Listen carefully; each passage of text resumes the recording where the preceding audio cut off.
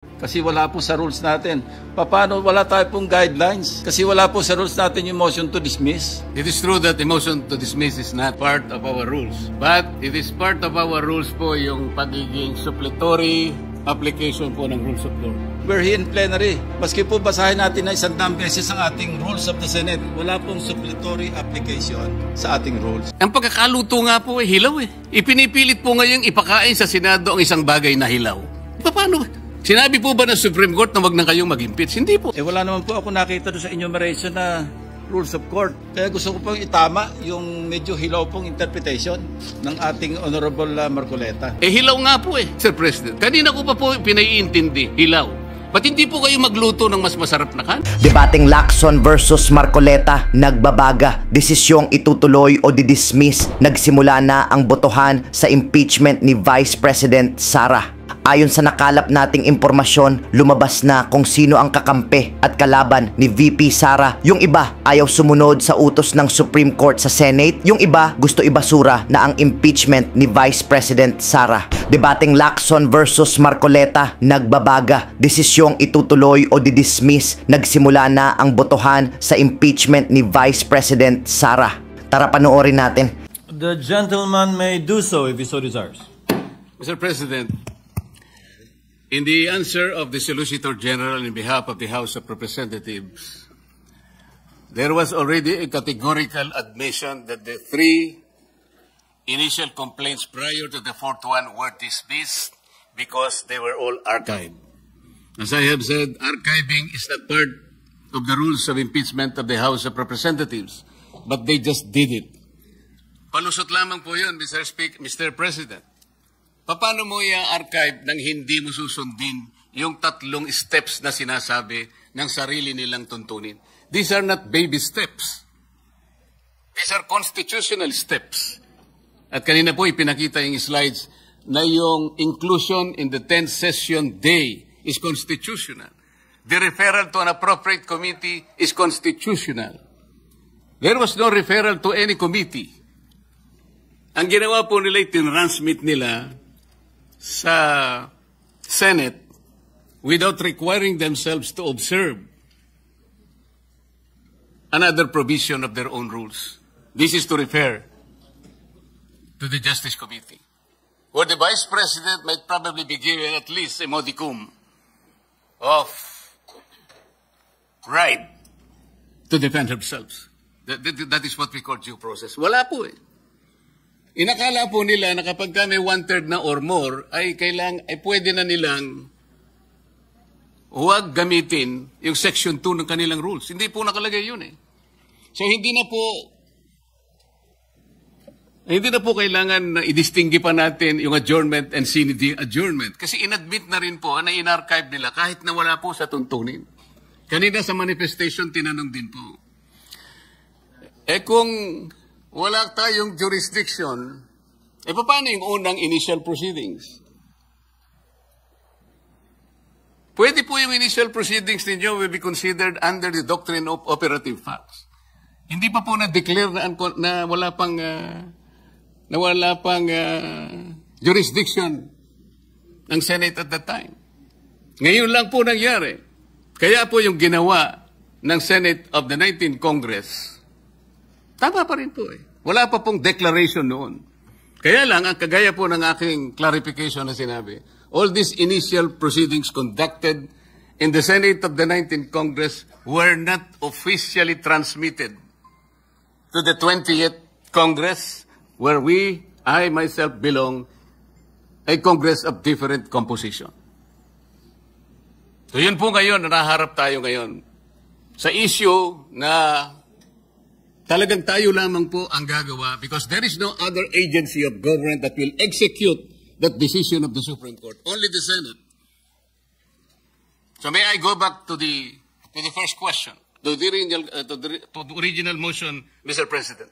What is the pleasure of the majority leader? Mr. President, upon conferment with the minority leader, Mr. President, he is amenable, Mr. President, for us to continue with the discussions and debate on this particular topic, Mr. President. And so with that, Mr. President, may I May I move that we recognize the distinguished gentleman from Cavite, Senator Panfilo Ping Lacson, to ask his questions, Mr. President.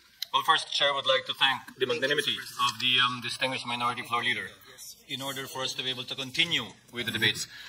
The gentleman from Cavite, Senator Lacson, is recognized for his interjections with leave, of course, of the gentleman who has the floor, Senator Marcoleta. You may proceed, sir, if Senator Marcoleta so desires. Thank you, Mr. President. This is not an interpellation. Rather, this is a manifestation to be followed by a parliamentary inquiry. The gentleman may proceed then. Mr. President, I've been diligently reading and reviewing the rules of the Senate since I've been out of this august chamber for 3 years. Nowhere in our rules can I find a provision on a motion to dismiss, as submitted by the honorable gentleman from Tarlac. Neither is there a supplementary application of the rules of court to offer a space for such motion to dismiss, except perhaps in the committees performing their legislative inquiries in aid of legislation.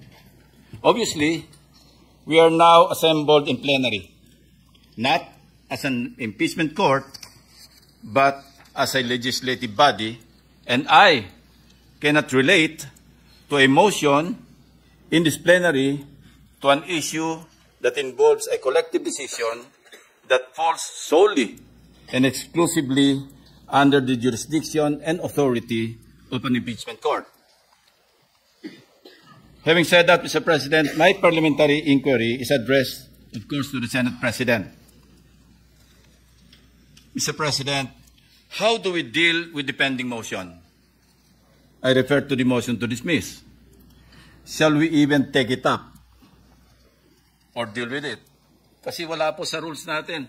Paano wala tayo pong guidelines? Kasi wala po sa rules natin yung motion to dismiss. So anong guidelines ang susundin natin in addressing the motion to dismiss submitted by the Honorable Marcoleta? Assuming arguendo, Mr. President, that the motion is voted upon and adopted by this body, what if, Mr. President, the Supreme Court reverses itself when it rules on the MR filed by the House of Representatives through the Solgen? Shall we also backtrack and reverse ourselves in dismissing the impeachment case? I pose that question, Mr. President. Thank you. Thank you, Senator Lacson. To respond, we were faced with this question, but the very people asking us to wait right now were the very same people who were telling us before to ignore the pendency of a case in the Supreme Court precisely regarding this impeachment complaint. They were egging the Senate, even if we were on recess, to precisely proceed with the trial in spite and despite the pendency of cases in the Supreme Court. And the chair, with an abundance of caution, same with this good senator right now, decided to afford the Supreme Court time during the recess to decide on the matter. And when they did not, the Senate, in accordance with its duty, convened the impeachment court when we resumed session, given that we cannot conduct impeachment proceedings that have not yet begun yet during the recess. To answer the query with respect to motion to dismiss, this was actually done, although not via a motion to dismiss, but a motion to archive in relation to the impeachment complaints of then President Estrada and Ombudsman Gutierrez. In fact, in the case of Ombudsman Gutierrez, it was our distinguished Minority Floor Leader himself, acting as Majority Leader, I believe, who moved that the case be archived, given the resignation of then Ombudsman Gutierrez for being moot. In the case of President Estrada, the case was likewise archived for being functus officio, given that EDSA DOS happened and a new president was sworn into office. Your Honor, I believe the chair believes that we will have different interpretations of the effect of the Supreme Court decision. But ultimately, as I discussed with the Majority Leader earlier, once a decision is made by the Senate and the period to seek a reconsideration of that decision put to a vote has expired, the next logical step would be to archive so that it will be made part of our records. It is the position of the chair, subject to the wisdom of the plenary, Your Honor, that given the Supreme Court decision that the Senate never acquired jurisdiction over it, that the proceedings and the articles of impeachment were null and void ab initio. Indeed, there might not even be anything to dismiss, and the procedure would be more properly to archive, similar to what we have done in the past, so that these proceedings will still be made part of the Senate's records. But we will cross that bridge once we put it to a vote, Mr. President. I go back to my previous question, Mr. President. Anong gagawin natin sa motion to dismiss? How do we deal with it? We are in plenary as a legislative body. We're not an impeachment court. So yun ang tanong ko po, Mr. President. Yun ang essence ng aking parliamentary inquiry. The predisposition of the chair is what I stated, but subject, of course, to the wisdom of plenary. Maybe here from Senator Marcoleta, with respect to his ideas, given that he is the proponent Mr. of the President, motion. it is true that the motion to dismiss is not part of our rules. But it is part of our rules po yung pagiging suppletory application po ng rules of court. In the rules of court, yung korte po can motu proprio dismiss a case kung wala pong jurisdiction. And considering that the rules of court has become part of our rules, that's why I use the motion to dismiss. Pag wala pong jurisdiction, halimbawa, sa isang korte, collection case po ito, 5,000 pesos po yung pinal niya, dinismiss po ng court kahit hindi pa sumagot yung kalaban, Mr. President, kasi ang jurisdiction po ng korte hanggang 3,000 lang. Ganun po ibig sabihin nun. Minsan po, wala pong, hindi po verified yung complaint, dinismiss. Sa motu proprio, talagang dinidismiss. Paano po kaya kung sinabihan pa nga na the Senate didn't acquire jurisdiction over the case? Mas lalo po sigurong dapat nating panindigan na talagang i-dismiss na po natin, Mr. President.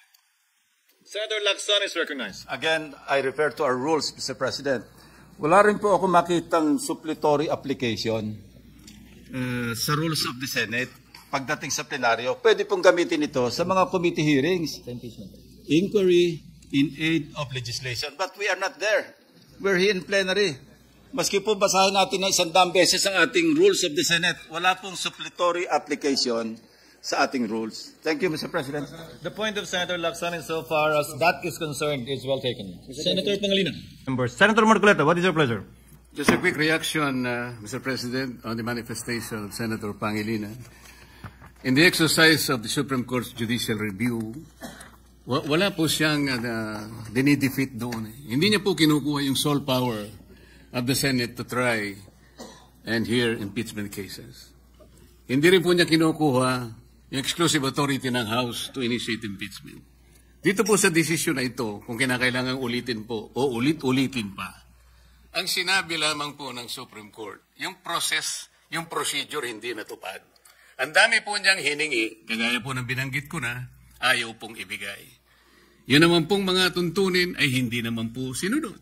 Katulad nga po nung immediate referral, yung pag-refer sa Committee on Justice, yun pong pag-include sa order of business at pag-archive, mali din po sapagkat hindi naman po 10th session day yun 11th session day. Katakot-takot na paglabag po ang aking pong inihayag sa hapong ito. Wala naman pong gustong magpatibay at o kaya sansalain o kaya sabihin na mali ang aking sinasabi. Andito po yung kopya ng order of business na pinagbasihan ng Solicitor General na kung saan sinasabi po niya na yung 4 na impeachment complaints in-include daw po sa order of business. Tingnan po ninyo, wala kahit isa. Ang ginamit po nila ay journal, hindi po yung order of business na kung saan ginamit lamang po na additional reference of business.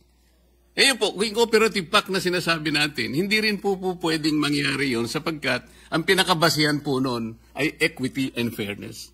Paano po yung fairness dito? Sari-sari nga pong violation, kaya nga ang paghahangilin tulad ko na nga, parang nagsaing ng pilim, talagang hilaw po Bakit ipipilit natin? Ang alternative lang po, Mr. President, gawin po natin na tama. Iluto po natin ng tama para hindi tayo magkahirap-hirap dito. Isip-isipin po ninyo, sinasabi ng ating Constitution, isa lamang pong impeachment proceedings ang pwedeng i-initiate sa isang opisyal ng gobyerno at hindi po pwede ang 2 beses sa loob ng 1 taon. 4 na beses po ang ginawa nila. At kunwari, in-archive po yung 3 para lamang palitawin na 1 lang ang nabuhay. Nasaan naman po yung katuwiran? Kung sarili pong tuntunin, ayaw pong sagutin, ayaw pong talimahin, pagkatapos ipipilit po natin, sapagkat nag-MR sila, ano po ang kasaysayan ng MR? Sabi ko nga po, napakasimple po nung 1-year ban rule ng Supreme Court. And the Supreme Court is not even obligated, expected to conduct a microscopic, a forensic and scientific scrutiny of this provision where the pertinent language and the relevant meaning is as clear as daylight, Mr. President. Ano po yung gagawin? Hihintayin po ba natin kung ano ang magiging kalalabasan po ng MR na sa akin pong palagay, hindi po speculation, sabi ko nga po. Unanimous decision and bank decision ab initio, unconstitutional, violative of due process, immediately executory. Sino po kaya kahit isa man lang na miyembro ng Korte Suprema ang magtatangka na i-reverse niya yung sarili niya? Din po yun po yung speculation dito. Ngayon, nakikinig po ang taong bayan, Mr. President. Nakadepende po ba ang aksyon natin? Doon po ba nakahang ang gagawin natin? Sa isang motion for reconsideration na sa aking palagay, matibay po ang aking palagay sapagkat this is borne out by my experience of more than 20 years of legal practice, Mr. President. Yang ibig lang sabihin nung immediately executory, sige, pwede kang mag-file ng MR. But you are wishing for the moon. Sumusuntok ka sa hangin. Yun po ba ang basihan natin? Kaya hindi tayo makapag-desisyon, Mr. President? Sana mayroong mas matibay sanang desisyon. Meron sanang mas matibay na katuwiran. Hindi yung pong nakasalig po sa hangin. Nakasalig po kung puputok ang bulkan o hindi. Hindi po yata gano'n. Ang gawain ng Senado, Mr. President. Tinangka ko na nga pong i-amend. Kung ayaw po ninyo yung motion to dismiss any other language that will put to rest this issue in obedience and in complete respect to the last word of the Supreme Court, it being immediately executory, Mr. President. What is the pleasure of Senator Aquino? I saw him raising his hand earlier.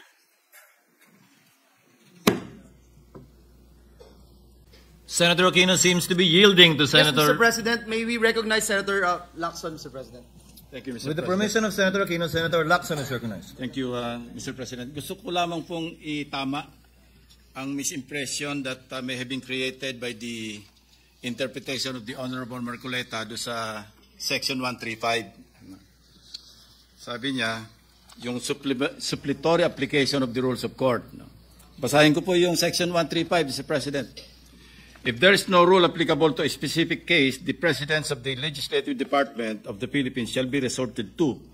And as supplement to this, the rules contained in Jefferson's Manual, Riddick's Precedents, and Practices and Hence Precedents. Wala naman po ako nakita doon sa enumeration na rules of court. Di ba po sabi ng mga abogado, di ba yung expressio unius est exclusio alterius. What is expressly included excludes all others. So wala naman pong rules of court. Kaya gusto ko pong itama yung medyo hilaw pong interpretation ng ating Honorable Marcoleta. Maraming salamat po, Mr. President. Noted. Ngayon, ikaw, bilang Pilipino, ano ang masasabi mo at reaksyon sa balitang ito? Mag-iwan ka ng komento sa ibaba at atin pong babasahin isa-isa.